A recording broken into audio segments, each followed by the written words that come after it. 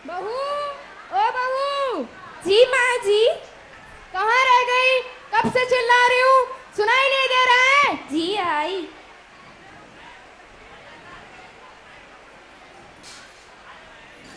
जी माँ जी, आपने बुलाया? हाँ बुलाई, लेकिन तुम्हारा चेहरा देखने के लिए नहीं। रख दो। क्या हुआ? तुम्हारे पिताजी ने कहा था शादी के बाद दहेज के सारे पैसे दे देंगे, अभी तक क्यों नहीं भिजवाए? मैंने मेरे पिताजी से बात की थी, उनके पास इतने पैसे नहीं है, वे कहाँ से देंगे? क्या कर रही हो? पैसे नहीं है? भला बिना पैसे की शादी होती है क्या? अरे पैसे नहीं है तो इतना सुंदर मकान है, वही गिरवी क्यों नहीं रख देते? मकान गिरवी रख के तो शादी करवाई थी। तुम्हारी जुबान ना बहुत चलती है, कैची की तरह। रुको, अभी मैं अपने बेटे को बुलाती हूँ। बेटा विनोद, ओ विनोद। जी माँ जी, कहिए क्या हुआ? पता है मेरे बेटे के लिए कितने रिश्ते आए थे? एक से एक रिश्ते आए थे, उसमें से एक लाला जी थे। वे मेरे बेटे के लिए 10 लाख रुपए और एक गाड़ी दे रहे थे दहेज में, परंतु हमने तुम्हारे पिताजी की बात मानी और उनकी बात मानकर अपने बेटे का रिश्ता तुम्हारे साथ तय किया, और नतीजा देखो, अभी तक दहेज के पैसे मिले ही नहीं। बेटा विनोद, ओ विनोद। जी माँ जी, कहिए क्या हुआ? आपने आवाज दिया मुझे। हाँ बेटा, देखो तुम्हारी पत्नी की जुबान कैसे मुझसे कैची की तरह चल रही है। आज तक तुमने कहीं मुझसे जुबान लड़ाई है? नहीं माँ जी। और इसको देख। तुम माँ से बदतमीजी से क्यों बात कर रही हो? नहीं नहीं, मैंने आपकी माँ से बदतमीजी से बात नहीं की। तुम्हारे पिताजी ने अभी तक दहेज के पैसे क्यों नहीं भिजवाए? मैंने मेरे पिताजी से बात की थी, उनके पास इतने पैसे नहीं है, वे कहाँ से देंगे? ये क्या कह रहे हो तुम? तुम्हारे पिताजी के पास पैसे नहीं है? तुम्हारे लिए भी अब इस घर में कोई जगह नहीं, निकल जाओ। नहीं, मुझे इस घर से मत निकालो, मैं कहाँ जाऊंगी? नहीं,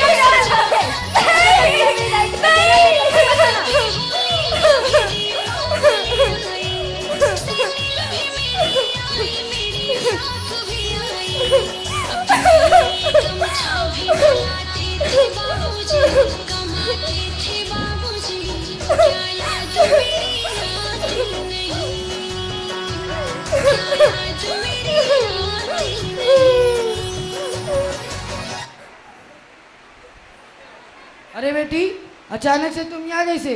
तुम्हारे साथ दामाद जी नहीं आए? पिताजी, उन्होंने मुझे घर से निकाल दिया। पर क्यों? उन्होंने ऐसा क्यों किया तुम्हारे साथ?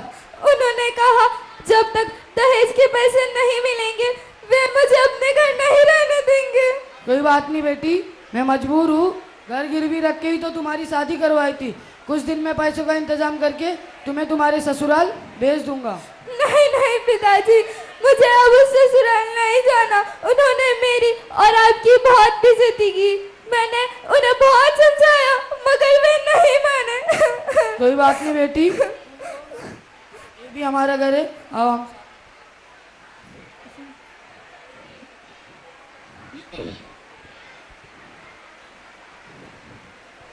बेटा विनोद, ओ विनोद। जी माँ जी, कहिए क्या हुआ? आओ बेटा, बैठो। बेटा मैं क्या कह रही हूँ, ये वाली बहू गई तो गई, जाने दो, इसके बारे में ज़्यादा सोचो मत, ठीक है?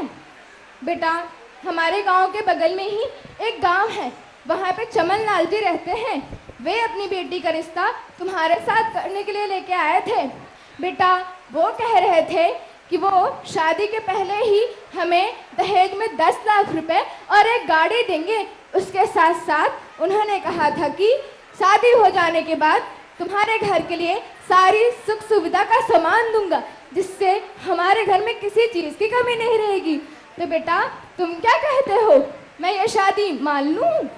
अच्छा माँ जी, ऐसी बात है तो मैं उस लड़की से शादी करने के लिए तैयार हूँ, वो लड़की चाहे कैसी भी क्यों ना हो। ठीक है बेटा, तो जाओ मेरे लिए नई बहू लेके आओ। ठीक है माँ जी। माँ जी, ओ माँ जी। हाँ बेटे। मैं आपके लिए नई बहू लेके आया हूँ माँ जी। अरे वाह बेटा, बहू तो बड़ी सुंदर है, नजर ना लगे। रुको, मैं तुम दोनों की भी आरती उतारती हूँ।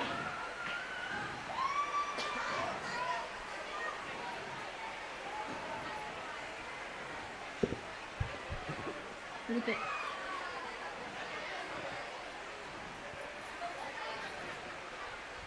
खुश रहो बेटा। माँ जी के पैर छुओ। मैं इनके पैर छूंगी? My foot. ये तुम माँ से ऐसी बदतमीजी से क्यों बात कर रही हो? जाने दे बेटा, बहू अभी नहीं है ना, हमारे घर रहेगी तो सारे संस्कार अपने आप सीख जाएगी। अब कहते हैं तो ठीक है माँ जी।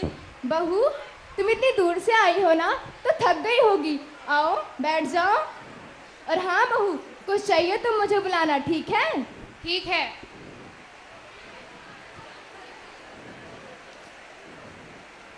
माँ जी, ओ माँ जी। आई बहू। हाँ बहू। मेरे लिए कोल्ड ड्रिंक ले आओ। Cold drink? बहू कोल्ड ड्रिंक क्या होती है? अरे वही जो मेरे डैड ने दहेज में फ्रीज दी है, उसी में है। ठीक है बहू।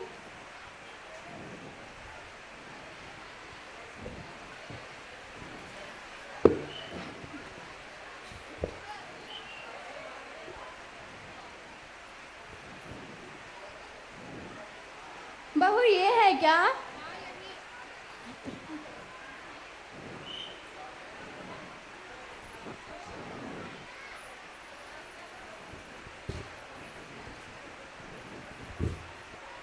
माँ जी, ओ माँ जी। आई बहू। हाँ बहू। देखो यहाँ कितना कचरा है, झाड़ू लगा दो। झाड़ू लगा दूं? पर बहू ये तो तुम्हारा काम है ना। मेरा काम? ये मेरा काम नहीं है। मेरे डैड की इधर नौकर चाकर है, झाड़ू वो लगाते हैं। और इतना तो नौकर चाकर क्यों नहीं रख लेती? और हाँ माँ जी, मैं जा रही हूँ गार्डन, जब तक आऊँ झाड़ू लगा देना, समझी? ठीक है बहू।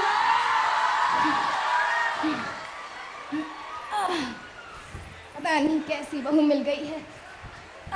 अरे माँ जी तो झाड़ू लगा रही, रुको मैं भाई को फोन करती हूँ। हेलो भाई, जो नई वाली भाभी है ना, वो मम्मी से झाड़ू लगवा रही, मेरे को देखा नहीं जा रहा है। आप जल्दी घर पे आ जाओ। मैं बस रास्ते में हूँ, 2 मिनट में आ रहा हूँ। ठीक है। अरे माँ जी, ये आप क्या कर रही है? फेंको इसे, ये तो बहू का काम है।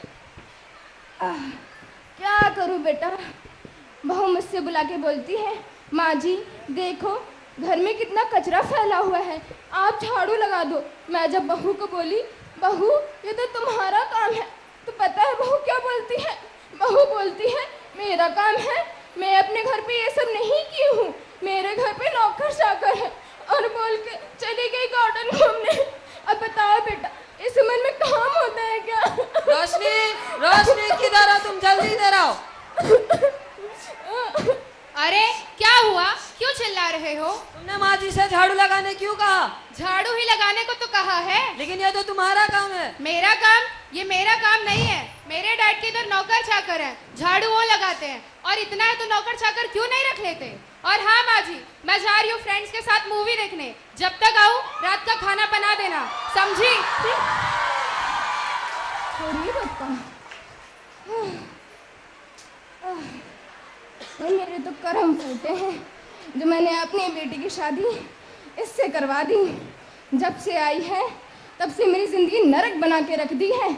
जब देखो तब माँ जी ये कर दो, माँ जी वो कर दो कहती रहती है। मेरा बेटा कुछ कहता है तो कहती है माय फुट माय फुट। इससे अच्छी तो हमारी पहले वाली बहू थी, काम तो करती थी। एक काम करती हूँ, अपने बेटे को बुलाती हूँ।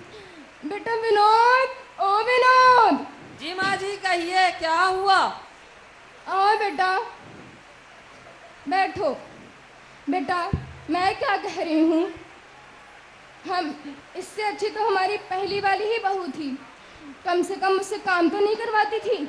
ये जब से आई है तब से माँ जी ये काम कर दो, माँ जी वो काम कर दो, मुझे ऑर्डर ही देती रहती है। बेटा अगर तुम को चाहते हो तो कहती है माय फुट माय फुट। बेटा मैं क्या कह रही हूँ, तुम ना इस वाली बहू को तलाक दे दो और हम अपनी पहली वाली बहू को लाने जाएंगे, ठीक है बेटा? ठीक है माँ जी, मैं उसे तलाक दे दूंगा। ठीक है बेटा, और उसे हाँ तलाक दे के आना तो मुझे ज़रूर बताना। ठीक है माँ जी। ठीक है बेटा।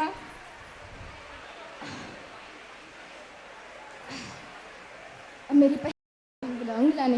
माँ जी मैंने उसे तलाक दे दिया। आओ अब हम आपके पुरानी वाली बहू के घर चले। ठीक है बेटा। मुझे वहाँ से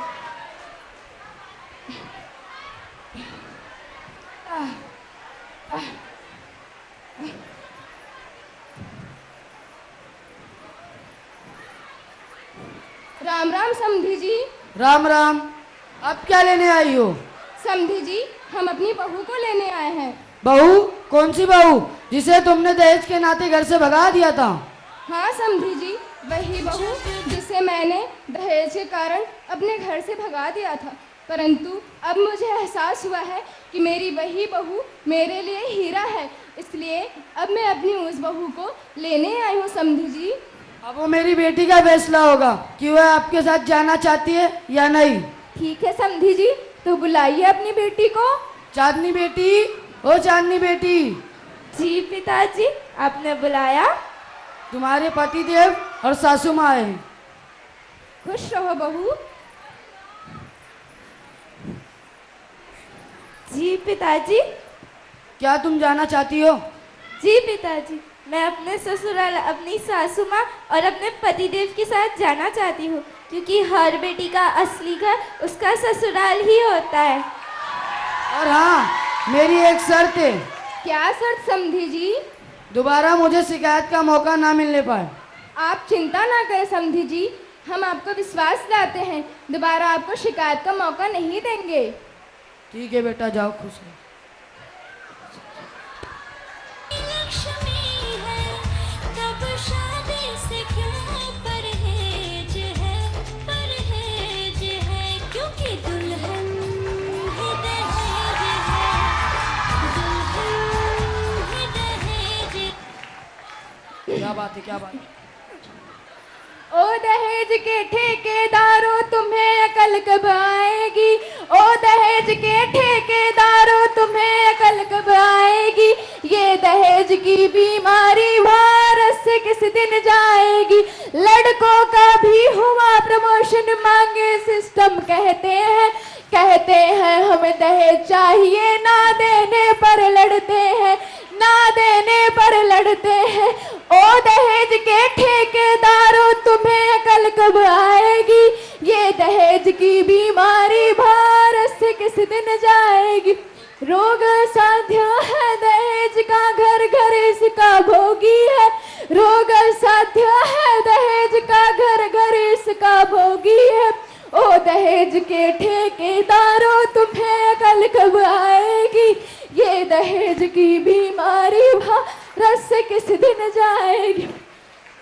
इस नाटक के माध्यम से हम आप सभी को यह बताना चाहते हैं कि ना ही दहेज ले और ना ही दहेज दे, क्योंकि दहेज लेने वाले का हाल मेरे जैसा होगा और दहेज देने वाले की बेटियां अपने ससुराल में कभी भी सम्मान का पात्र नहीं बन पाएंगी, क्योंकि उनके सर पर दहेज का गुरूर सवार रहेगा। इसलिए इस नाटक के माध्यम से हमें यह शिक्षा मिलती है कि दहेज लेना और दहेज देना दोनों ही सामाजिक अपराध एवं पाप है। यह एक लड़की के साथ साथ दो परिवारों को भी बर्बाद कर देता है। इसलिए दुल्हन ही दहेज है, दुल्हन ही दहेज है। धन्यवाद। बहुत बढ़िया।